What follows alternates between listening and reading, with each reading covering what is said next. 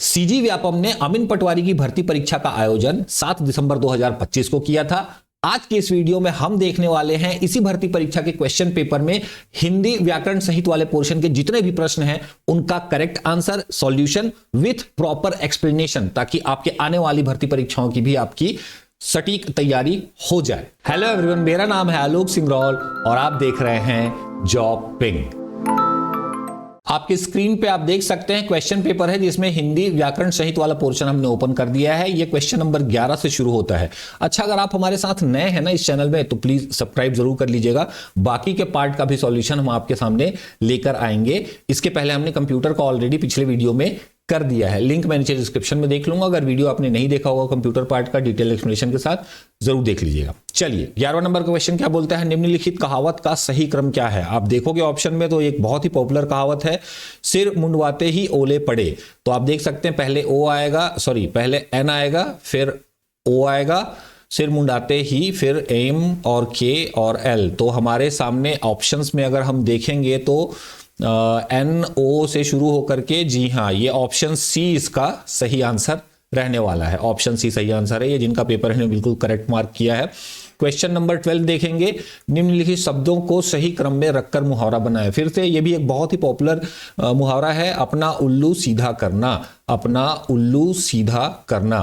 तो एल के एम और एन, एल के एम और एन, ऑप्शन बी इसका सही आंसर होने वाला है।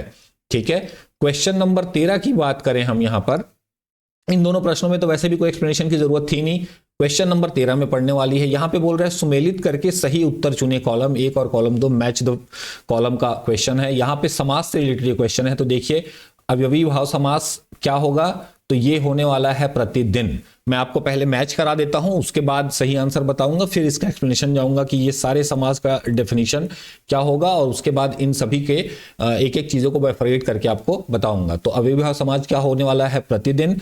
ठीक है, बहुब्रीहि समाज होने वाला है गजानन, और द्विगु समाज रहेगा, सॉरी द्विगु समास रहेगा नवरत्न, और द्वंद्व समास रहने वाला है दिन रात। तो ये आपका जो कॉम्बिनेशन है ये आपका बी में बनने वाला है। ए का चौथा, बी का दूसरा, सी का पहला और डी का तीसरा। तो इस तरीके से ये इसका करेक्ट आंसर रहेगा। अब आपको एक्सप्लेनेशन की बात करें तो प्रश्न नंबर 13 में हम अव्ययी भाव समास का डेफिनेशन अगर समझने की कोशिश करें, यहां पर इसकी डेफिनेशन आप देखोगे तो अव्ययी भाव समाज की डेफिनेशन ये है कि इसमें पहला पद अव्यय या उपसर्ग होता है। ध्यान रखिएगा, है ना, पहला पद अव्यय या उपसर्ग होता है और यही पद प्रधान होता है। तो प्रतिदिन को हमने इससे मैच कराया, तो प्रतिदिन में देखिए इसको प्रति प्लस दिन, तो पहला पद यहां पर अवयव है प्रति। ठीक है, उसके बाद बहुब्रीहि समास की बात करें हम, बहुब्रीहि समास में क्या होता है, इसको हमने सेकंड से मैच किया था, उसके जस्ट सामने गजानन से मैच किया था। तो यहां पर इसमें कोई भी पद प्रधान नहीं होता है, बल्कि दोनों पद मिलकर किसी तीसरे अर्थ की ओर संकेत करते हैं। हमारा वर्ड गजानन बिल्कुल इसका परफेक्ट एग्जाम्पल है। देखिए गजानन में गज प्लस आनन, गज का मतलब होता है हाथी, आनन का मतलब होता है मुख, यानी कि गणेश जी। ठीक है, गजानन एग्जैक्टली हाथी और मुख को मिलाकर के बना है, बट इसका मतलब होगा गणेश जी। तो यही चीज जो है हमारा बहुब्रीहि समास बताता है। द्विगु समास की बात करें तो सी को 1 से मैच कराए थे अपन। इसमें पहला पद संख्यावाचक होता है और यह समूह का बोध कराता है, नंबर रहेगा और एक सेट का आपको बताएगा। तो ये नवरत्न एकदम इजी एग्जांपल है इसका। 9 जो है रत्नों का समूह, तो समूह बता दिया, और 9 पहला जो है नंबर है। ठीक है, चौथा जो हमारे सामने था वो था द्वंद्व समास, जिसको हमने तीसरे नंबर के कॉलम दिन रात से मैच किया था। तो इसमें दोनों पद प्रधान होते हैं। द्वंद्व समास में आपके दोनों पद प्रधान होते हैं और विग्रह करने पर उनके बीच में और या फिर या आता है। तो जैसे दिन रात है, दिन रात को विग्रह करोगे तो दिन और रात। तो इस तरीके से आपके ये चारों समास के बारे में आपको डिटेल पता चल गई, उससे ऑप्शन के बारे में पता चल गया। तो बाद में अगर इससे रिलेटेड कुछ और भी पूछेगा तो वो भी आप इजीली कर सकते हो। क्वेश्चन नंबर 14 की बात करते हैं। इसमें बोल रहा है कि इनमें से कौन सा शब्द तालाब का पर्यायवाची नहीं है। सरोवर बिल्कुल तालाब का पर्यायवाची है। तटनी इसका मतलब नदी होता है, तो ये तालाब नहीं है, एक्चुअली में है तो पानी से ही रिलेटेड, लेकिन बहता हुआ पानी, तो नदी है। और तड़ाग और पुष्कर ये दोनों भी तालाब के ही पर्यायवाची हैं। तो इसका आंसर बी होने वाला है। इजी एक्सप्लेनेशन है, इसमें कुछ ज्यादा डिटेल में जाने की जरूरत नहीं है। क्वेश्चन नंबर 15 की बात करें, निम्नलिखित वाक्य में रेखांकित पद की वर्तनी का सही विकल्प क्या है। वर्तनी मतलब हिंदी में स्पेलिंग, इंग्लिश में बोले तो स्पेलिंग हो जाता है। तो इसमें हमको जो अंडरलाइन वर्ड है उसका सही स्पेलिंग निकालना है। कवि के हृदय में जो भाव स्वतः उच्छ्वासित होते हैं, तो उच्छ्वासित का सही जो है स्पेलिंग क्या रहेगा, प्रोनाउन मतलब वर्ड्स कौन से सही रहेंगे। तो यहां पर ऑप्शन सी इसका सही आंसर है। ठीक है। क्वेश्चन नंबर 16 की बात करें तो यहां पे बिजली के पर्यायवाची शब्द की बात कर रहा है, सिनोनिम्स पूछ रहा है, पर्यायवाची शब्द पूछा है। चंचला बिजली का मतलब ही होता है, तड़ित भी बिजली का मतलब होता है, कनक का मतलब सोना होता है ना, और दामिनी का मतलब भी बिजली होता है। तो हमको वो ऑप्शन चुनना है जिसमें एल नहीं हो, एल नहीं हो मतलब जे के और एम हो। एल है, एल है, एल है, तो ऑप्शन डी इसका करेक्ट आंसर रहेगा। ठीक। 17वें नंबर का क्वेश्चन देखेंगे, अली के अनेकार्थ शब्द क्या हैं। यहां पे सिनोनिम्स पूछ रहा है कि सेम मीनिंग वाले वर्ड इसके कौन कौन से हैं। तो यहां पर अली के भौरा और कोयल ये भी समानार्थी अनेकार्थी शब्द में ही आएगा। इसके पेड़ ओला नहीं आएगा, कमला कपल नहीं आएगा, कपड़ा कमल नहीं आएगा, मंदिरा और सखी ये भी आएगा अली में। तो इसका हमको जे और एम ऑप्शन चुनना है। तो ऑप्शन बी में जे और एम दिया है, ये इसका करेक्ट आंसर होने वाला है। क्वेश्चन नंबर 18 की बात करें तो उक्त शब्द 18 में बोल रहे हैं, उक्त शब्द निष्कपट में निष्कपट किस संधि का उदाहरण है। तो हमको तो पहले समझना पड़ेगा कि इसमें संधि कौन सा लगा हुआ है। तो संधि की डेफिनेशन पता होनी चाहिए। अब इसमें हमारे सामने 4 ऑप्शन दिया है, स्वर संधि, व्यंजन संधि, आयदी संधि और विसर्ग संधि। तो निष्कपट का पहले संधि विच्छेद कर लेते हैं। चलिए एक्सप्लेनेशन देख लेते हैं इसका। तो इसका एक्सप्लेनेशन में आप अगर जाओगे तो हम सबसे पहले निष्कपट का संधि विच्छेद करेंगे। तो निह प्लस कपट तो बनता है निष्कपट। अब इसमें नियम क्या होता है कि यदि विसर्ग के पहले, विसर्ग मतलब ये 2 डॉट जो है ये वाला, इसके पहले अगर ई या ऊ स्वर आता है, नी में ई आता है ना, तो स्वर आ गया, तो नी के विसर्ग के पहले स्वर आ गया ई, और विसर्ग के बाद अगर क ख प फ वर्णों में से कोई आता है तो विसर्ग बदलकर श या श बन जाता है। यहां विसर्ग में श बदला है। देखिए मी ई आया है यहां पर विसर्ग से पहले, ठीक है, और उसके बाद फिर का आ गया है। तो हमारे नियम के हिसाब से यहां पर ये आधा श हो गया है, तो निश श जुड़ गया यहां पर, तो विसर्ग का प्रयोग होया है, मतलब यहां पर विसर्ग संधि उपयोग होता है। तो ये विसर्ग संधि का उदाहरण है। तो इसका करेक्ट आंसर क्या हो जाएगा हमारे सामने, ये हो जाएगा विसर्ग संधि। इन्होंने फिर से एक बार सही आंसर मार्क किया है यहां पर। ठीक है। क्वेश्चन नंबर 19 को देखते हैं। क्वेश्चन नंबर 19 बोलता है, अनिश्चयवाचक सर्वनाम का प्रयोग किस वाक्य में हुआ है। यहां पे 4 सेंटेंस दिए हुए हैं। अनिश्चयवाचक यानी कि इंडेफिनिट जो है प्रोनाउन का किसमें यूज हुआ है बोल रहा है ये। तो इसमें उन्हें कुछ दे दो, कौन ऐसा कहता है, अभिनव इधर आ, वो खाकर सो गया। तो ये आंसर एक्चुअली में होने वाला है उन्हें कुछ दे दो।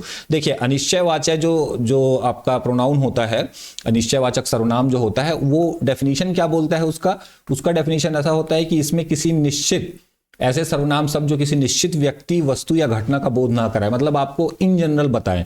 इसमें मुख्य शब्द कौन से यूज होते हैं, कोई, कुछ। तो जैसे अगर हम बोलें कि उन्हें कुछ दे दो, जो हमारा पहला ऑप्शन है, उन्हें कुछ दे दो, तो क्या दे दो, कुछ तो दे दो। तो वो डेफिनेट नहीं है, बताया नहीं गया है निश्चित तौर पे कि क्या दे रहे हैं उनको, वो चीज एक्सप्लेन नहीं किया गया है। तो यहां पर आप देख सकते हैं कि कुछ जो शब्द है वो निश्चित वस्तु की ओर संकेत नहीं कर रहा है, अनिश्चितता दिखाता है, इसलिए ये अनिश्चयवाचक सर्वनाम कहलाएगा। तो ये इसका सही आंसर होगा। अगर हम कौन ऐसा कहता है को देखें तो कौन ऐसा कहते में कौन सा सर्वनाम है, यहां पे कौन जो है वो क्वेश्चन उठा रहा है। ठीक है, क्वेश्चन उठा रहा है, तो प्रश्नवाचक सर्वनाम ये रहेगा।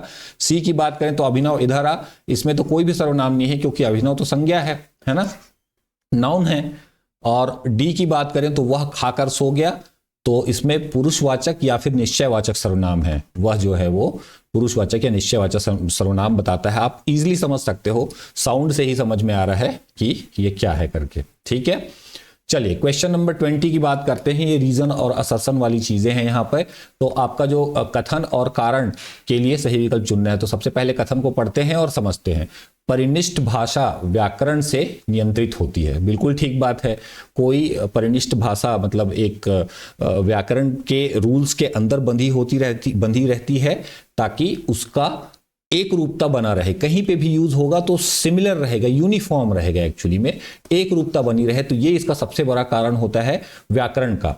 ठीक है, अब यहां पे कारण क्या बता रहा है, परिनिष्ठ भाषा का प्रयोग शिक्षा, शासन और साहित्य में होता है। बिल्कुल ठीक बात है, क्योंकि शिक्षा, शासन और साहित्य ये तीनों चीज सभी के लिए अवेलेबल है, एक वाइडर ऑडियंस के लिए, मतलब सबके लिए ये शिक्षा सबको देनी है, तो सब में समरूपता होनी चाहिए ना, एक जैसा पढ़ेंगे तब तो एक जैसा सीखेंगे।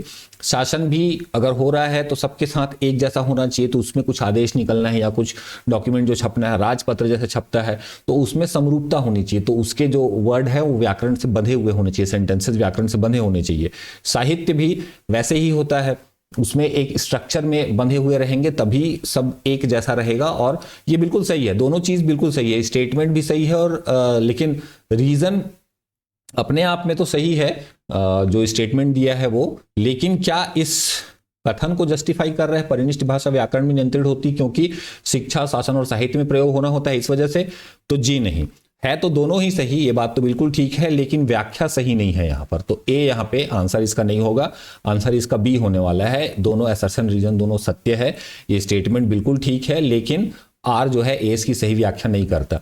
देखिए, परिनिष्ठ भाषा का व्याकरण से नियंत्रित होना एकमात्र रीजन है यूनिफॉर्मिटी, ठीक है, एक रूपता रखने के लिए, एक रूपता बरकरार रखने के लिए व्याकरण का इस्तेमाल हम किसी भी परिनिष्ठ भाषा में यूज करते हैं। जैसे हिंदी का ही हो गया तो वो भाषा में इस्तेमाल इंग्लिश का हो गया, तो उसमें जहां पे आप ग्रामर यूज करोगे तो यूनिफॉर्मिटी मेंटेन करने के लिए किया जाता है। अगले पार्ट में हम इंग्लिश को कवर करने वाले हैं, तो अगर आपने चैनल को सब्सक्राइब नहीं किया तो सब्सक्राइब जरूर कर लीजिएगा, हमारा टेलीग्राम चैनल ज्वाइन कर लीजिएगा, करंट अफेयर्स की डेली अपडेट्स वहां पे हम आपको देते हैं। वीडियो में दी गई जानकारी अच्छी लगी हो तो वीडियो को लाइक, शेयर और चैनल को सब्सक्राइब जरूर कर दीजिएगा। Thank you very much for watching, hope to see in the next video, till then take care guys.